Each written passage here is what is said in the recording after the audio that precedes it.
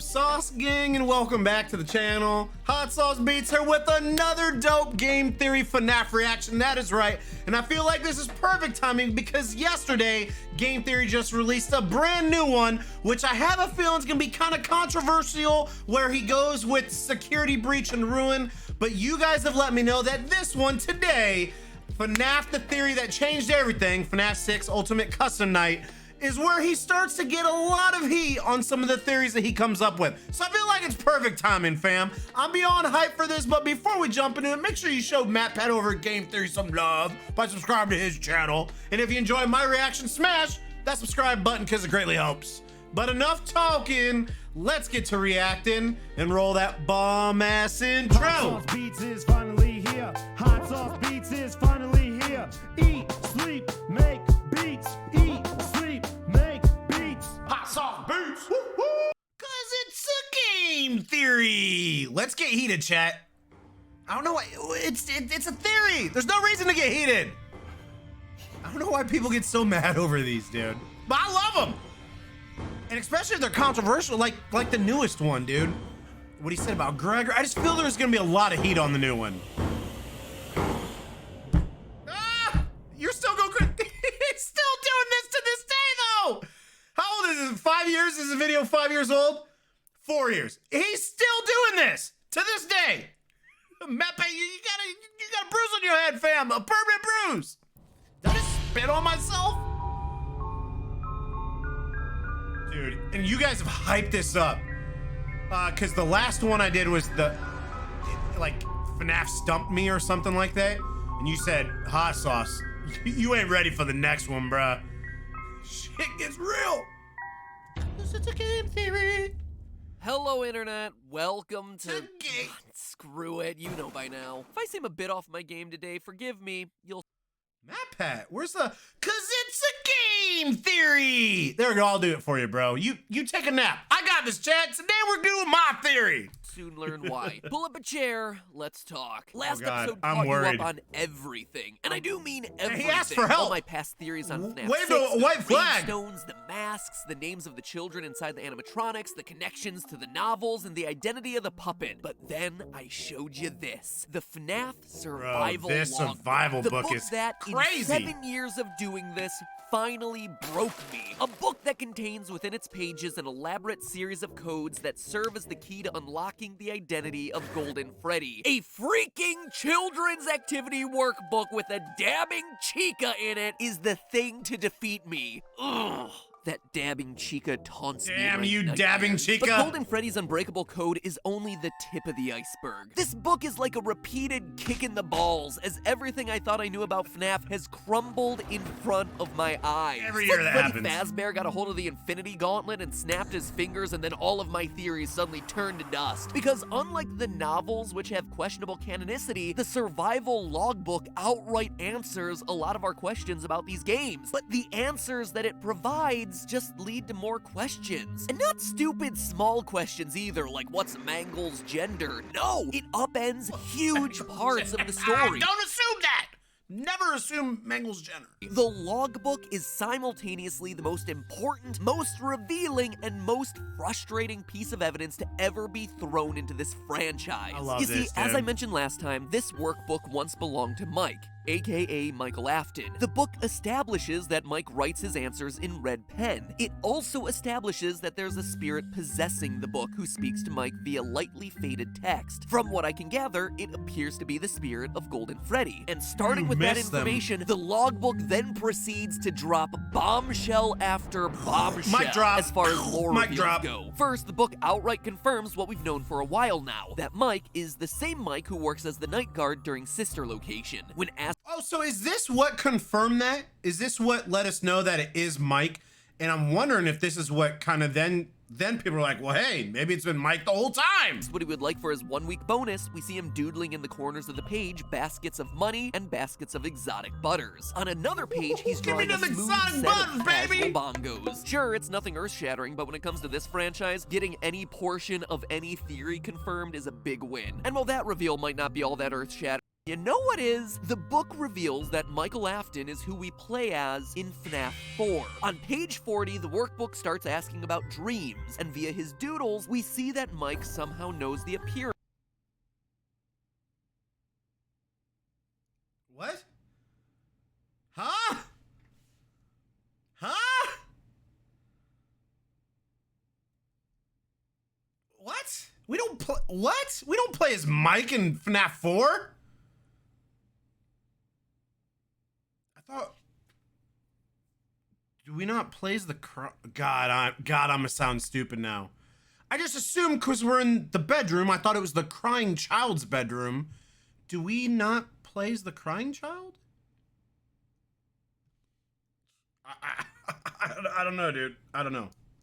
Of Nightmare Fredbear, something only the protagonist of FNAF 4 should be aware of. To further confirm this, on page 23 of the book, the spirit who uses the book to talk to Mike outright asks, was your favorite childhood toy a plastic purple telephone? Which, as you may remember, is a direct reference to the purple telephone on the ground in the FNAF 4 bedroom. And if you still think it's a coincidence, it's not. 20 pages later, the spirit starts talking about whether any of the toys on the page look familiar. Most don't, except for one. The phone. Now, for the 8 of you who still remember how this whole freaking story fits together, you might be asking me, but we all thought the protagonist of FNAF 4 was the crying child, the one who gets himself bitten during the birthday party because you have flashes of a hospital bed and hear a flatline at the end of the game. We also assumed that the animatronic nightmare was representative of death. And you know what? You're absolutely right. That is exactly what we've been thinking. And here's the thing. We weren't wrong. We've apparently been right about all of that, except there was one teeny tiny itsy bitsy little wrinkle that we didn't expect. Michael Afton was the bite victim. Michael Afton was the crying child.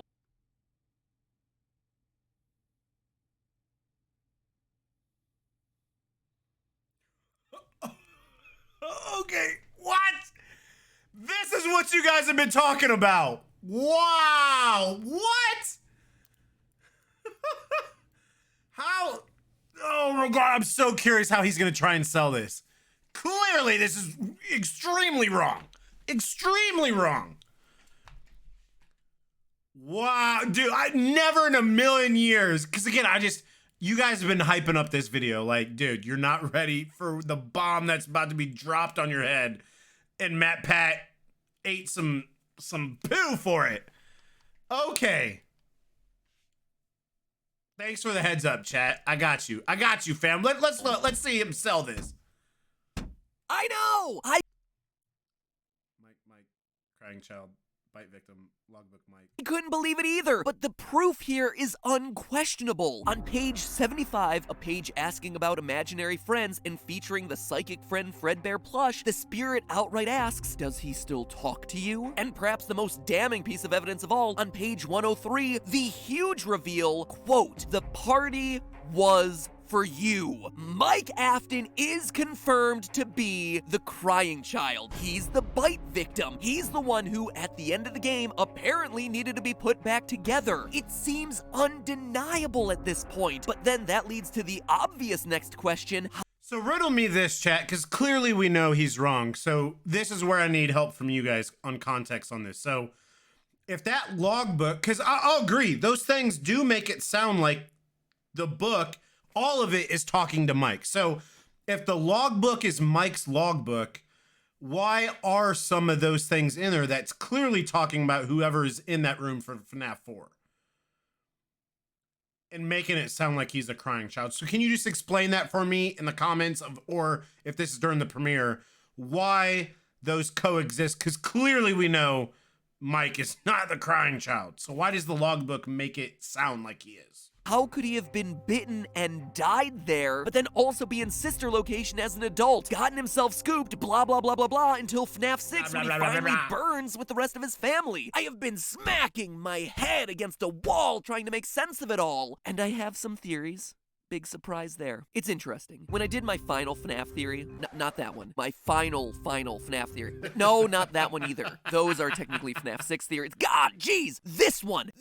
When I did this theory, I concluded that the story of FNAF was, at its core, a story about a family, the Afton family. But now it's becoming increasingly clear to me that it's really the story of Michael Afton specifically. 4 games, 1 story, like Scott said back during the FNAF 4 days so long ago. It's the story of the crying child growing up, discovering the atrocities of his father, and then trying to make amends for those. We know for a fact that Michael Afton is the main character of FNAF 1 from the endgame paycheck, sister location from the name tag and custom night. I found it. It was right where you said it would be. FNAF 6 from Henry's closing monologue, and now FNAF 4 from the survival logbook. And we're still not done. The survival logbook also connects Mike to FNAF 2. On page 56, the spirit asks, was your favorite ride the carousel? A question that only makes sense if Mike had been to the FNAF 2 location, because it's the only one with a carousel. That means that the only game without a solid connection to Mike is FNAF 3, but then there's the whole Father, it's me, Michael. complete with a burned down Fazbear fright in the background, which seems to be hinting at him being the person who burned the place down, trying to put an end to his father's reign of terror. Michael Afton even shares a connection with the dead children whose names appear on the gravestones, going back to the survival logbook. See, I told you guys this thing was important. When the book asks about missing people on account of them being stuffed into animatronic suits, the spirit asks, do you miss them? It clearly connects Michael Afton to the other missing kids who go on to possess the animatronic suits. This means that Michael is connected to every game and every major character in the story. So let's Which I will agree with that to an extent, but that doesn't make him the crying child. Journal evidence, blah, blah, blah, blah, blah, blah, blah. update it to 6 games, 1 story. Michael's story. Which is all very beautiful to say, but seriously, what is that story? If you've been paying attention, we still have a pretty big elephant in the room, i.e. a dead kid who somehow grows up to become an immortal purple skin suit for robot spaghetti. Oh, and if the game wasn't complicated enough, Michael might not even be his real name. The spirit in the logbook repeatedly asks him, what do you remember? And even more importantly, do you remember your name? It's even hidden in the freaking word search. And I haven't even mentioned the other elephants in the room, like how very clearly the gravestones relate to the kids in the animatronic suits, and yet 2 of those names directly tie back to the security guards from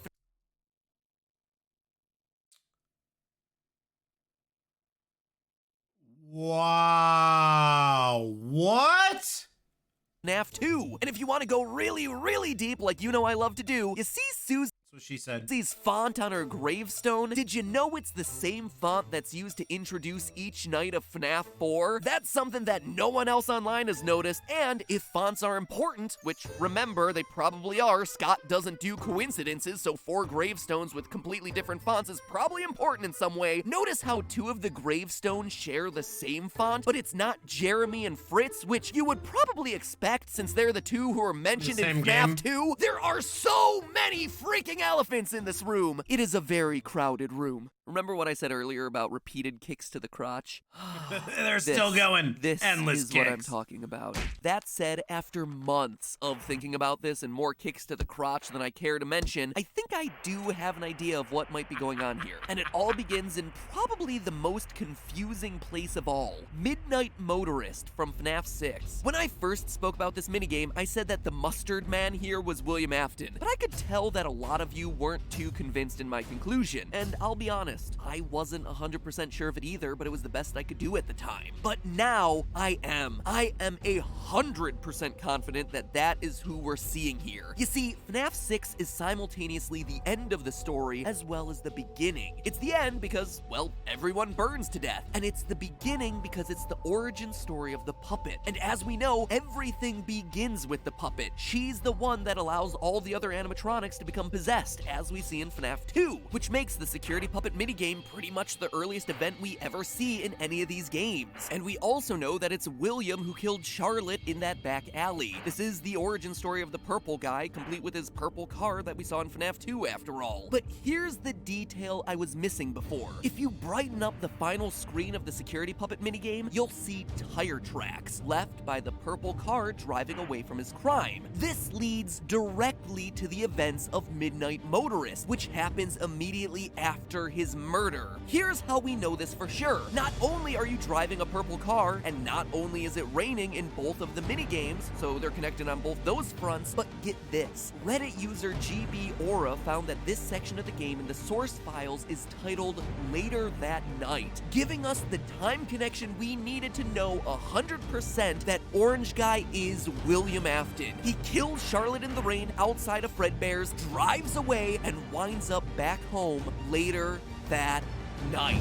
Boom! Proven, locked and loaded. And looking at this minigame, knowing what we know I'll agree, that sounds pretty concrete right there. now about Michael Very being concrete. the crying child, we know that the couch potato here is his older brother. Mr. Foxy Mask let me shove my brother into an animatronic mouth and get him killed, speaking in his signature gray text. That's Michael. That's Michael Afton. Who apparently no longer has a name, which leaves Michael as the one who escaped to that place again. That is who William is mad at, with that place being obviously none other than Freddy's. And from there, a lot of pieces start to fit together. William's frustration with Michael escaping explains why we see him have surveillance cameras all over his house and sister location. It's not an experiment or anything, he is literally keeping tabs on the boy who keeps running away. It also explains why we see Michael, the crying child, locked in his room throughout FNAF 4. William himself says at the end of Midnight Motorist that Michael will be sorry when he gets back, and he is, as William constantly locks him in his room, making him unable to escape anymore. All of this might even explain the rationale for the nightmare animatronics. William built them, or else used his mind-altering sound disc that first appeared in the book and that we talked about in previous theory, to scare Michael so that he would stop wanting to go to the restaurant in the first place. That's why he's so scared of the place when we see him in FNAF 4. I'm literally in the recording closet right now recording this, and suddenly things started to fit together in a weird way. I'm just gonna throw this in here right as it happened in my mind. I'll need to look into this later, probably a future theory, but let's just bring it up now. Orange Guy is William, right? But he's turned away at the front door of Junior's, which is completely random, and everyone's like, why is this in the minigame? Well, could it be because of the investigation into the missing children's incident? Remember what Phone Guy said from FNAF 2? From what I understand, the building is on lockdown, and no one is allowed in or out, especially concerning any previous employees. Afton is rejected at the front door of the building because of the lockdown, and because he's a previous employee. It makes the timeline a bit messy, and I'll have to go back and rework it, but something about this feels right. William Afton was fired from his job, goes back to Junior's, but the building is under investigation because of the missing children's incident. William, being a former employee, is turned away at the door. He's not allowed in. It's not a bar, it's nothing like that. It's Freddy Fazbear's Jr. or something, the second location, the FNAF 2 location. Anyway, I just wanted to throw that in there because it just occurred to me as I was writing this thing. I haven't had time to fully flesh it out or work it into the script, but I thought it was important enough to include, break the flow of things. Regardless, it gives us something else to chew on. Now back to the actual episode. Okay, I continue to avoid the obvious question here. Michael's death and apparent rebirth. If I'm being honest, it's because I don't really have a fully fleshed out explanation for it. It's less of a theory and more of a hypothesis, really. So would you be so kind as to Freddy Fazbear with me as I go through what I think might be happening? And see, that's where I think it kind of gets foggy, man, is he came up with this idea, but like, you're 100% forcing a block in a circle hole. I think I said that right. You get what I'm saying? Like, the theory does not fit. Yes, you have some dots from the logbook, but when you break it down in regards to the game and stuff that we already know, that the crying child died, but yet Michael is alive, dies later, gets scooped, becomes the purple skin suit, like, it doesn't add up. Here. We know that Michael Afton is special, right? I mean, we see him get scooped, become a is he pile about to of try and rotten tie it flesh, right here? and yet he is still able to survive. In short, when we see him in sister location, he's not altogether human. Now, hold on to that idea for a second for me. While we're on the topic of sister location, let's look at The Immortal and the Restless, the super random soap opera from the game with a name that, now that I say it aloud in context, actually starts to make a little bit more sense. It stars Vlad, an immortal vampire who's dressed in purple, who starts every episode saying, Clara, I tell you, the baby isn't mine. And in Fnaf, we have William Afton, a man who's apparently immortal enough to survive a spring lock failure, who, like a vampire, sucks the remnant out of children and who knows, maybe survives on it, and is represented by the color purple. It's actually a lot of similarities. So could the repeated lines of, Not my baby. The baby isn't mine. The baby isn't mine. actually relate to William's relationship with Michael? What if Michael isn't actually William's son? It seems like it would be a logical leap, but we know for a fact that Michael's real name isn't Michael. Remember what the logbook said. Do you remember your name? Well, of course he does, logbook. He wrote it on the front cover. Mike. Oh yeah, there is another name for Mike, right? Oh my God, because it's in. Oh my God, hold on. Oh, FNAF movie characters. I think he uses it in the movie, right? Mike Schmidt.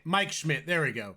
So could that be what he's talking about with the names? Like his name's actually Mike Schmidt, not Michael Afton?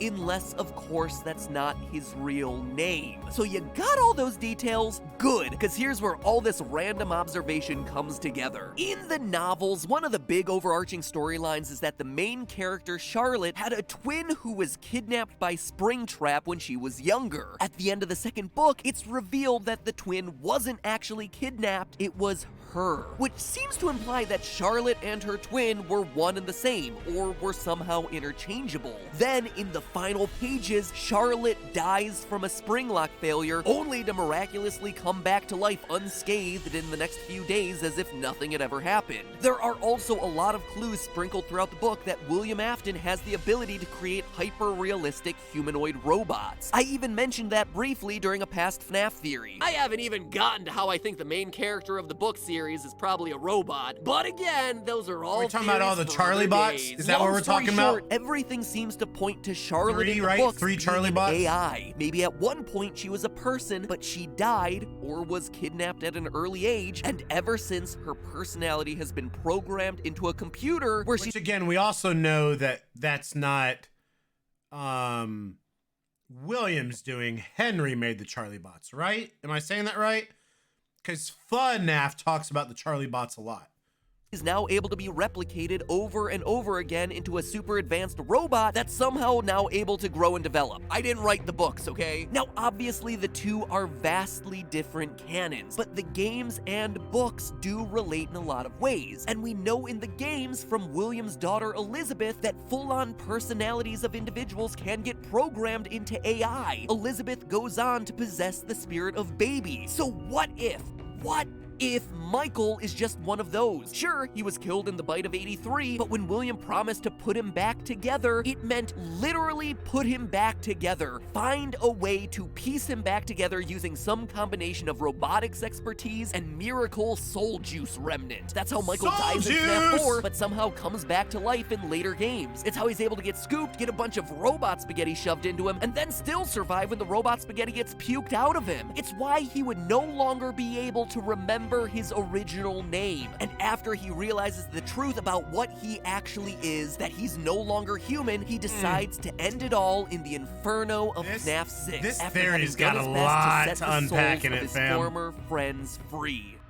Whew, boy, that is a lot. And between all these reveals and last week's code, there is a ton for us theorists to start chewing on. But now you get an idea of why I've been beating myself up for months trying to put this whole thing together. It upends mostly everything that we thought we knew about the franchise. Sure, it answers some of our questions like Midnight Motorist and a bit more about FNAF 4, but it opens the door to a lot of new avenues to explore. Anyway, the final book in the FNAF trilogy, The Fourth Closet, is coming out soon. I know a bunch of it leaked online already, but I'm trying to stay blind to it so as not to spoil anything in my theories. And even more exciting, Scott is releasing Ultimate Custom Night soon, so between those two, I am certain that there'll be more clues on the way helping us to come to a final conclusion to all of this. We put you back together, then take you apart all over again. So until then, remember, it's all just a theory. A game theory! With some game hypothesis thrown in there for good measure. Thanks for watching. It's all about By the the way, if you hypothesis. like the FNAF theories and you haven't checked out our theories on Petscop, well then what are you waiting for? Check it